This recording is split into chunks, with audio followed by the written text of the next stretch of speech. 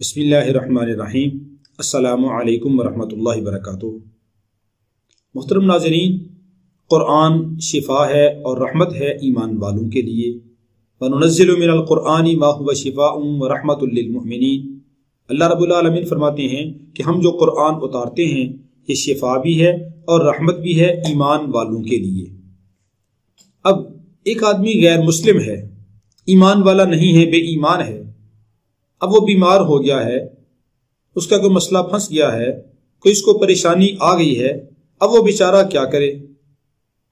بحیثیت انسان ہونے کے اگر وہ ہمارے پاس آتا ہے تعویذ لینے یا دم کروانے یا کہتے کہ ہمارے لیے دعا کرو،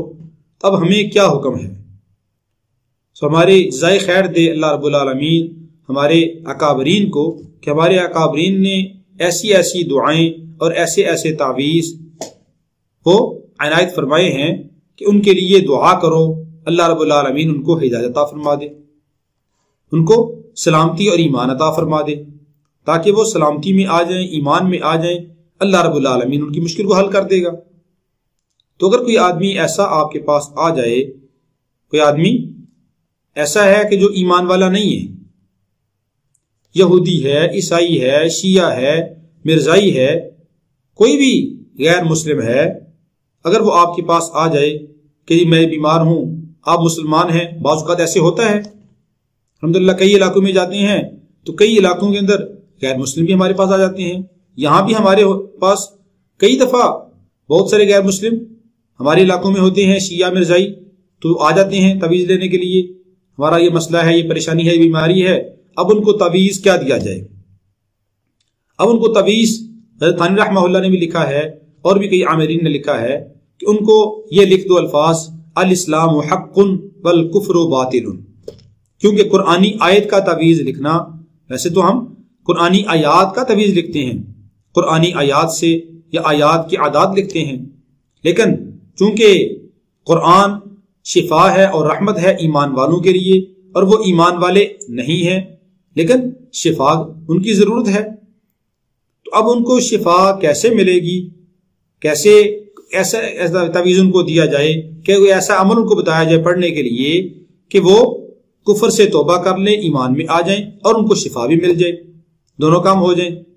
تو میں تو اکثر جتنے بھی میرے پاس آتے ہیں ایسے لوگ، تو ان کو یہ بتاتا ہوں کہ آپ یہ وظیفہ کرو، الاسلام حق والکفر باطل، الاسلام حق والکفر باطل۔ تو سمجھدار آدمی الحمدللہ اس وظیفہ کو کرتے ہیں، ہدایت تو اللہ رب العالمین نے عطا فرمانی ہے، لیکن جن کو میں نے یہ تعویذ دی ہے اللہ رب العالمین نے ان کو شفا عطا فرما دی۔ الاسلام حق والکفر باطل لکھ کر تعویذ دیا کہ اس کو جا کے اپنے گلے میں ڈال لو، اللہ رب العالمین نے ان کو شفا عطا فرما دی۔ اور کئی ایسے غیر مسلم وہ اس عقیدہ نظریے کے ساتھ آگے دعا کے لیے بھی کہتے ہیں، تو ہم ان کے لیے یہ دعا بھی کرتے ہیں، اے اللہ ہدایت عطا فرما دے، ان کو ہدایت بھی عطا فرما اور ان کو شفا بھی عطا فرما دے۔ ہدایت اس لیے عطا فرما تاکہ یہ کامیاب ہو جائیں، اور شفا اس لیے عطا فرما تاکہ ان کی بیماری دور ہو جائے اور یہ ان کے دل کے اندر ایمان اور اسلام کی حقانیت کا جذبہ پیدا ہو جائے، ان کے دل کے اندر یہ داعیہ پیدا ہو جائے، اس کی طاقت کا یقین پیدا ہو جائے۔ ہو سکتا ہے کہ اسی کی برکت سے وہ مسلمان ہو جائیں، اسلام کی برکت سے ہمیں شفا ملی ہے، ایمان کی برکت سے ہمیں مسلمان سے شفا ملی ہے، اس کے اللہ ہم نے یہ وظیفہ کیا، یہ تعویذ ہم نے باندھا اور اس کی برکت سے اللہ نے ہمیں شفا دے دی ہے اور وہ بھی ایمان میں داخل ہو جائیں۔ اس لیے کوئی بھی غیر مسلم بے ایمان آ جائے تو اس کو آپ یہ دم کر دیں الاسلام حق والکفر باطل، الاسلام حق والکفر باطل،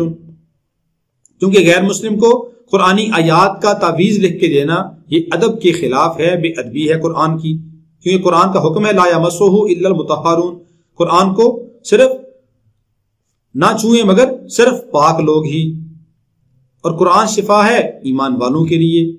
اس لیے اہل کفر کے لیے الاسلام حق والکفر باطل آپ لکھ کر دے دیں، ان کو پڑھ کر پھونک ماریں، اللہ ان کو شفا بھی دے گا، اللہ رب العالمین ان کو ایمان کی دولت سے سرفراز بھی انشاءاللہ فرمائے گا۔ السلام علیکم ورحمۃ اللہ وبرکاتہ۔